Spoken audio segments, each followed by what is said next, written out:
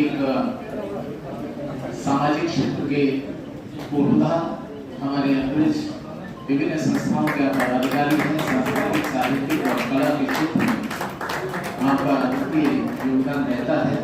मानव सेवा क्लब के संस्थापक हैं। हमारे मध्य में है परम श्रद्धेय श्री सुरेंद्र भी। ये कार्यक्रम कौशिक जी हमारे मध्य में है। आपका अभिनंदन है, स्वागत है। आपकी उपस्थिति यहाँ हो गई है, ये हमारे लिए बड़े धन्यवाद की बात है। अगले क्रम में अवसर बहुत से देखे हैं और जब अवसरों की बात होती है तो बरेली जनपद में IAS, PCS, जिलाधिकारी, CDO साहब ये तमाम करते हैं और वो आगा अवसर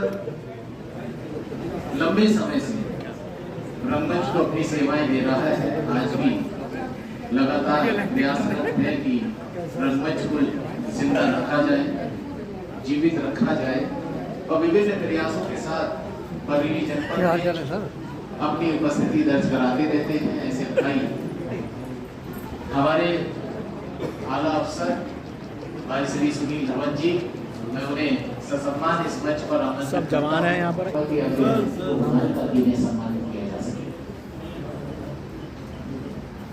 मैंने बीच की इन्होंने उन्नति की है, तो मैं चाहूंगा इस क्रम में मैं किसी को ना बुला करके मैं स्वयं और अपनी पत्नी से आपका सम्मान करूंगा। सुनील धवन जी।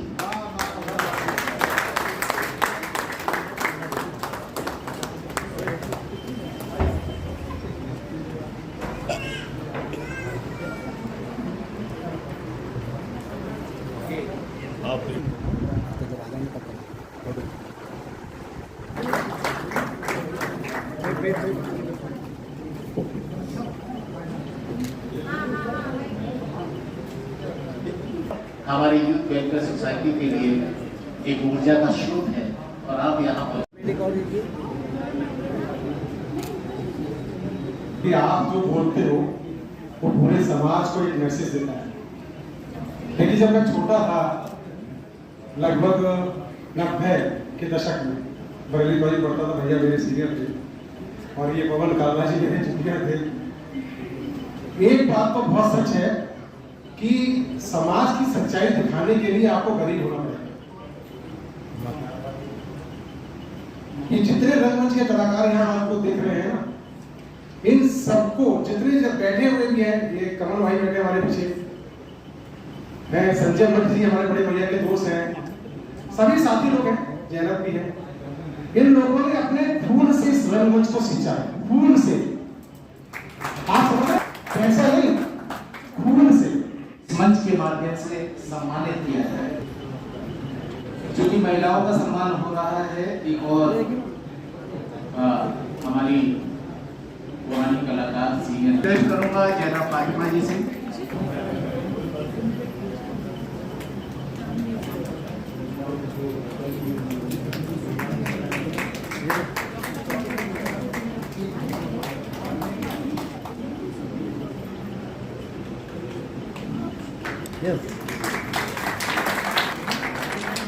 अच्छा,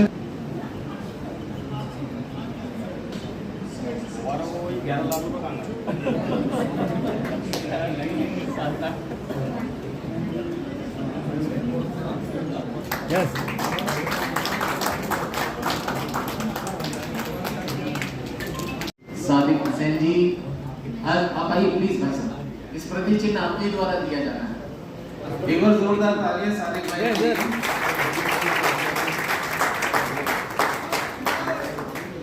चाहता हूँ जिन्होंने किया है और आज बरेली जनपद के मंच आपकी चर्चा होती है, आपकी उपस्थिति सामने आपके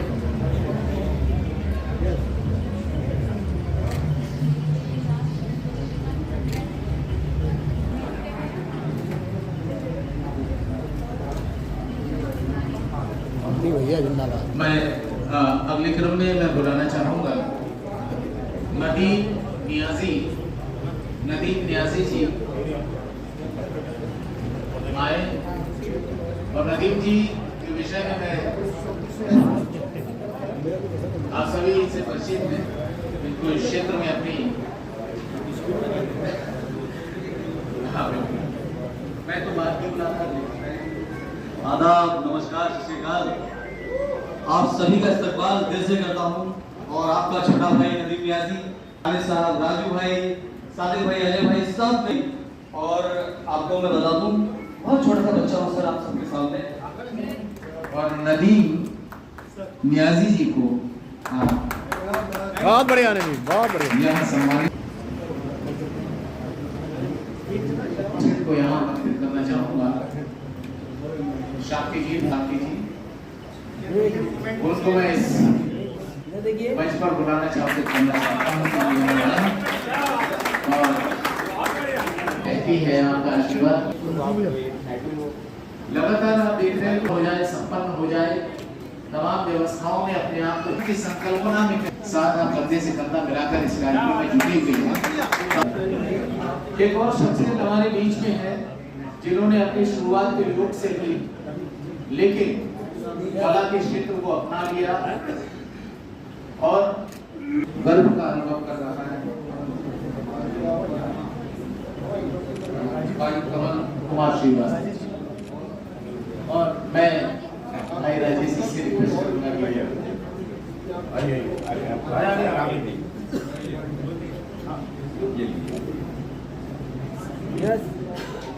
26 बात करते हुए सचिन श्याम भारती को हम लोग यहाँ से सम्मानित कर रहे हैं।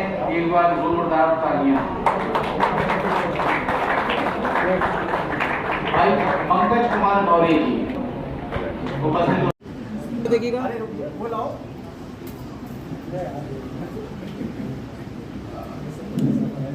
यस।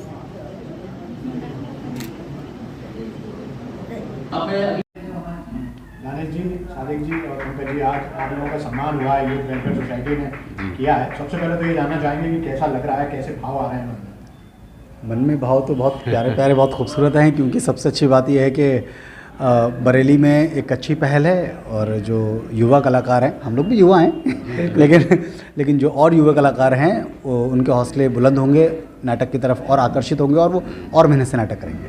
जो कलाकार का सम्मान होता है तो ये कला का सम्मान होता है, उसके जीवन पर्यंत जो एक यात्रा रही है उसका सम्मान होता है, या उसके भविष्य की जो आगे की रणनीतियाँ हैं या जो प्लानिंग्स हैं उसका सम्मान होता है? कला का सम्मान और कलाकार का सम्मान, मुझे लगता है इसको अलग अलग अगर कहेंगे तो फिर गलत होगा। कलाकार का सम्मान ही कला का सम्मान है। सही बात। और कलाकार का सम्मान होगा तो कला आगे बढ़ेगी, उसे हौसला मिलेगा और वो उतनी जिम्मेदारी के साथ अपनी कला के साथ आगे बढ़ेगा। देखिए, कला एक वैसे अगर दूसरे शब्दों में समझा जाए तो कला एक तरह का शौक है जो हर इंसान को के अंदर एक एक्टिविटीज़ के रूप में रहता है। तो जब आप इतने सालों से नाटक कर रहे थे या रंगमंच के रहे, हमेशा तो तमाम तरह की मुश्किलें, तमाम तरह की दिक्कतें और तमाम तरह के ऐसे पल आए होंगे जब आपको ये लगा होगा कि हमें ये छोड़ देना चाहिए, अपना कुछ और काम करना चाहिए। उन पलों को पार कैसे पाया आपने? देखिए, एक्चुअली क्या है, ये जो चीज़ें हैं, हम लोग थिएटर करते हैं और काफ़ी समय से थिएटर कर रहे हैं, तो ये तो हमारे माता पिता भी नहीं छुड़ा पाए, क्योंकि उन्हें पता चल गया था कि ये चीज़ जो है वो इनके खून में ही है, ब्लड में है और गॉड गिफ्टेड है। तो उसके बाद शादी हो गई, फिर बीवी भी नहीं छुड़ा पाई। तो ये एक्चुअली थिएटर जो है ना, वो हम लोगों की ऐसा समझ लिए कि अगर हम नहीं करेंगे तो शायद हमारा अंदर से ब्लड कम होने लगेगा।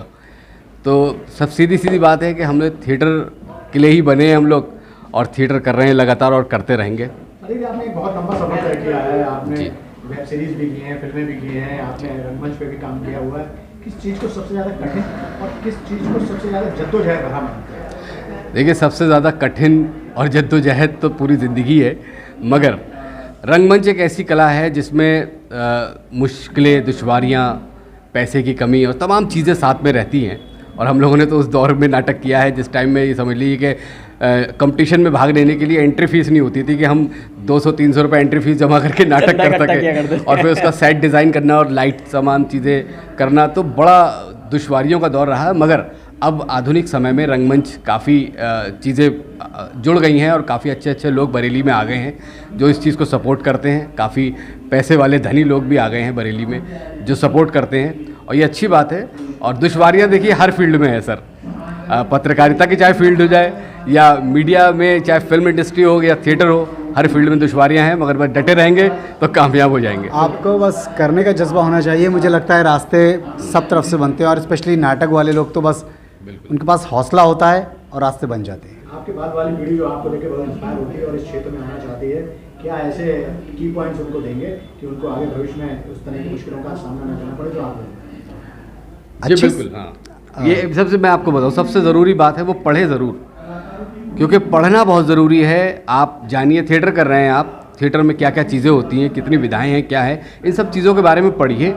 पढ़ना बहुत ज़रूरी है। और आज तो सोशल मीडिया का ज़माना है, हर चीज़ बहुत आसानी से मिल जाती है।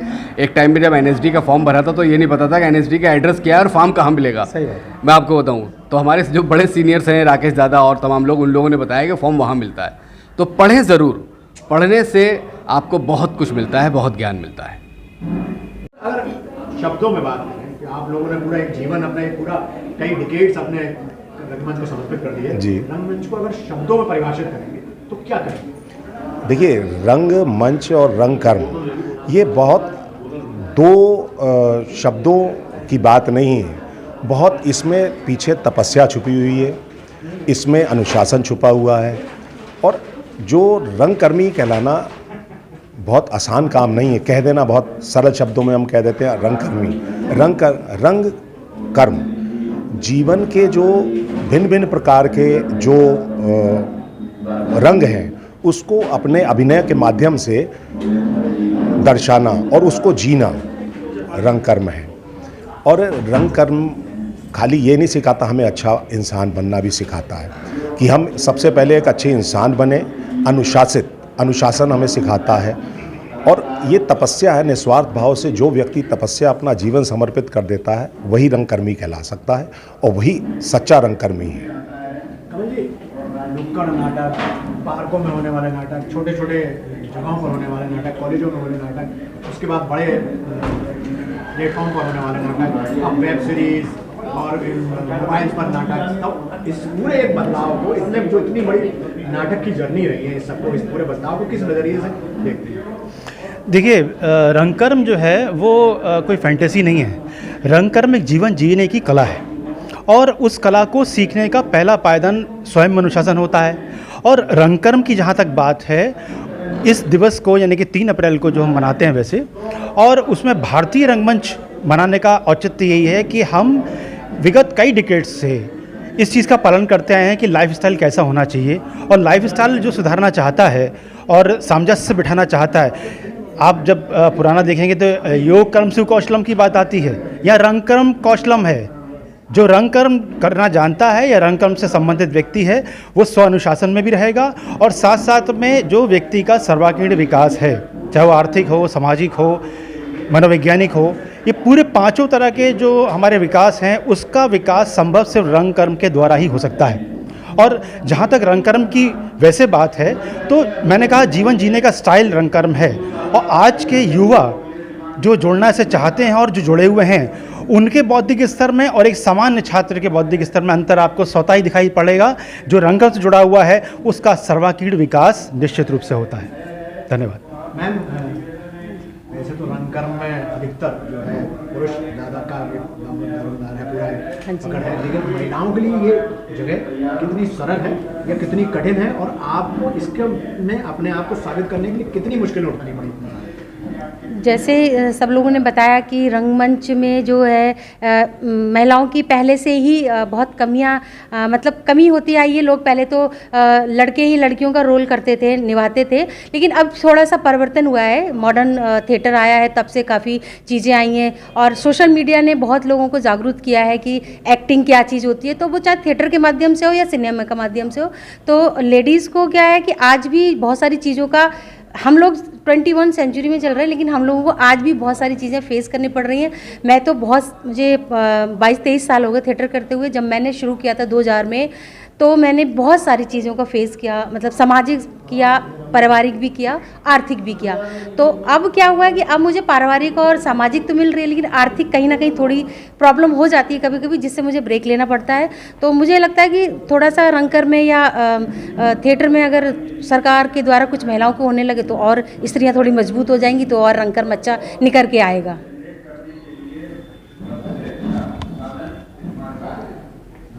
प्रदीप जी, आप लोग आवाज़ की दुनिया के जादूगर और आकाशवाणी में इतने सालों काम किया, उसके अलावा राघव जी आपने दूरदर्शन में किया, प्रदीप जी आपने बहुत सारी जगह काम किया, क्या कौन सा क्षेत्र पर पग धरना ज़्यादा कठिन है या ज़्यादा आसान? देखिए, मेरा मानना ये है कि कठिन हर क्षेत्र है, चाहे वो रंगकर्म का हो, चाहे विजुअल मीडिया का हो। मेन ये होता है कि आप सीढ़ी दर सीढ़ी चढ़ें और जिस जगह पे स्थान लें उस स्थान को मेंटेन करने का प्रयास करें, ना कि आपके अंदर दम्भ आए।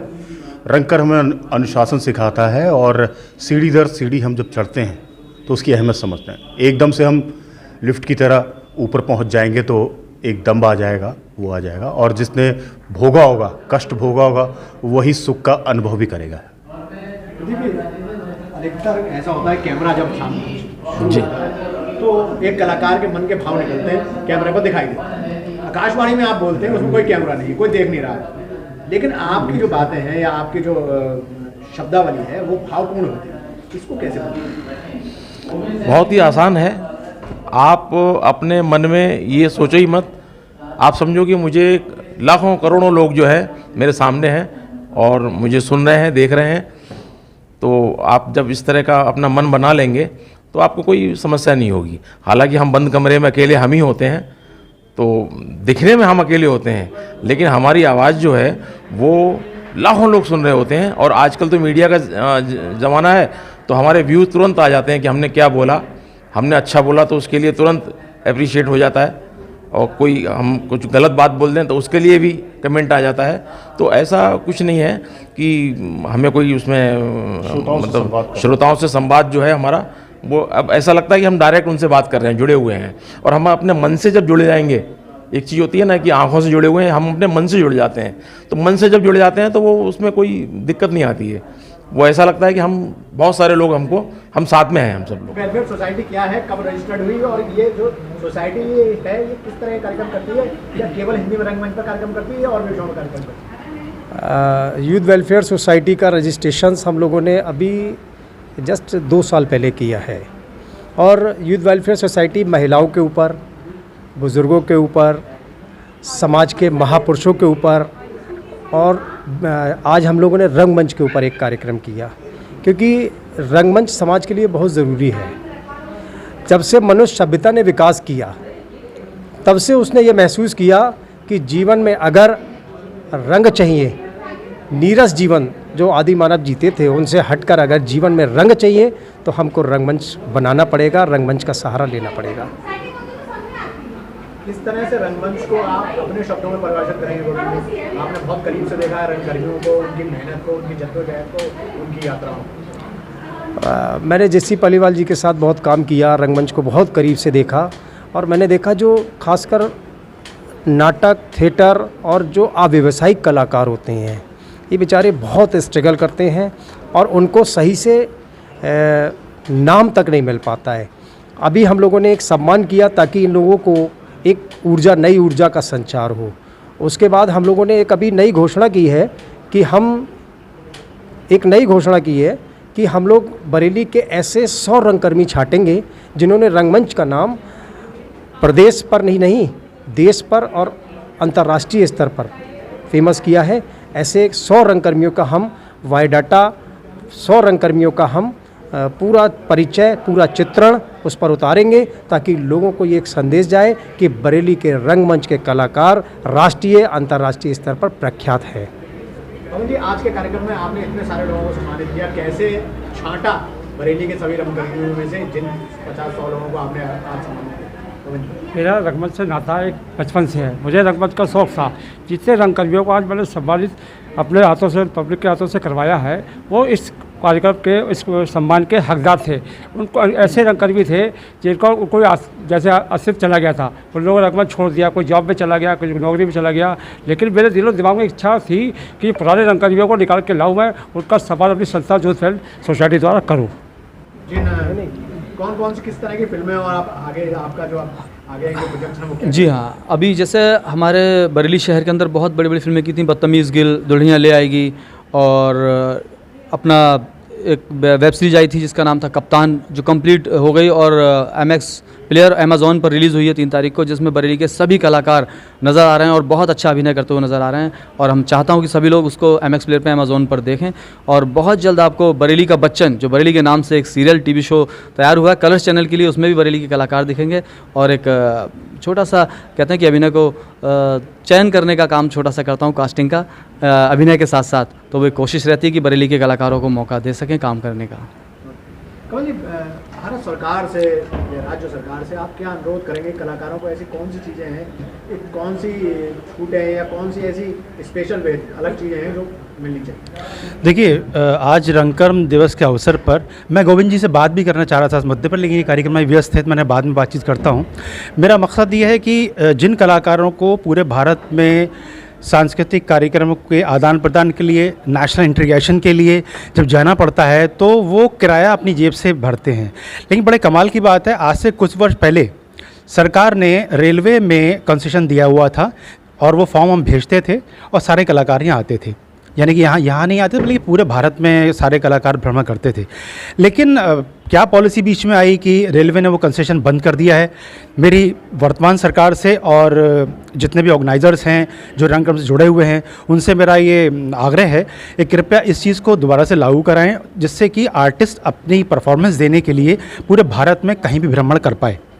दूसरी बात, कोई भी कला गरीबी के अभाव में दम तोड़ती है और ये हम विगत कई दशकों से ये चीज़ देखते आए हैं। और यहाँ पर हर तरीके के विकास में आर्थिक विकास जो एक महत्वपूर्ण विकास होता है और हर व्यक्ति के लिए ज़रूरी होता है, आर्टिस्ट भी, रंगकर्मी भी एक इंसान ही तो है। उसको भी पैसे की ज़रूरत है, उसको भी आर्थिक संसाधन चाहिए, उसे ही परिवार चलाना है। आप देखेंगे ज़्यादातर लोगों ने, चाहे वो रंगमंच हो, थिएटर हो, चाहे ये फिल्म लाइन हो, उस छोड़ने के पीछे एक बहुत बड़ा हाथ होता है आर्थिक दिक्कत।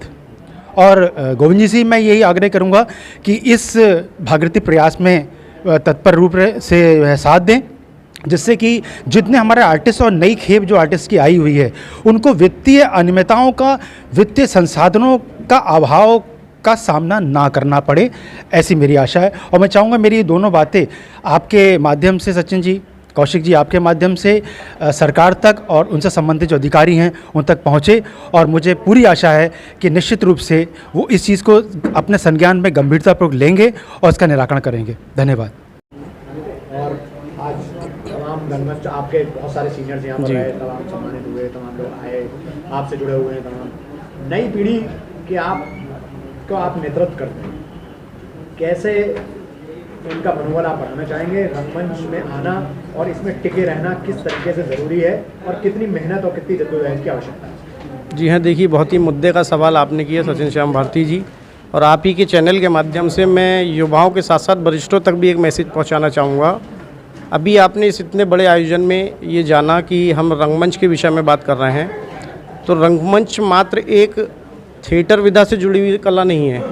रंगमंच एक स्वतंत्र कला है जिसमें पौराणिक विधाएं भी सम्मिलित हैं, जैसे कि अभी मैंने यहाँ भी जिक्र किया था संचालन के माध्यम से, जैसे कठपुतली, जादू की विधा। बड़े ही हर्ष की बात है कि हमारे संस्कृति में ये चीज़ें जुड़ी हुई हैं, लेकिन आज हमारी संस्कृति धीरे धीरे धूमिल हो रही हैं। इसको अग्रसर करने के उद्देश्य से सरकार द्वारा संस्कृति विभाग, केंद्रीय संचार ब्यूरो, भारत सरकार, सूचना एवं जनसंपर्क विभाग, इनमें पंजीकृत कलाकार अपने माध्यम से जन जन तक, लोगों तक बहुत सारी योजनाओं को भी पहुंचा रहे हैं और इन कलाओं के विधाओं के माध्यम से उसमें जुड़ भी रहे हैं। और ये कार्यक्रम जो आज यहाँ पर हुआ है, कलाकार सम्मान समारोह में, इस कार्यक्रम का उद्देश्य भी यही है कि आने वाली पीढ़ी के लिए एक नई प्रेरणा मिलेगी और वो रंगकर्म से जुड़ने के लिए आकर्षित भी होंगे। और मुझे लगता है आने वाली पीढ़ी ये यहाँ से सीख लेकर जाएगी कि सम्मान हम रंगकर्मियों को तभी मिलता है जब हम उसमें किसी न किसी जीवन शैली से जुड़ाव में रहकर लोगों को जागरूक करना शुरू कर देते हैं। एक विक्ट्री पोज कर दे, सभी विक्ट्री पोज कर दे। यस 1 2 3। कलाकारों का IPL लग रहा है मुझे।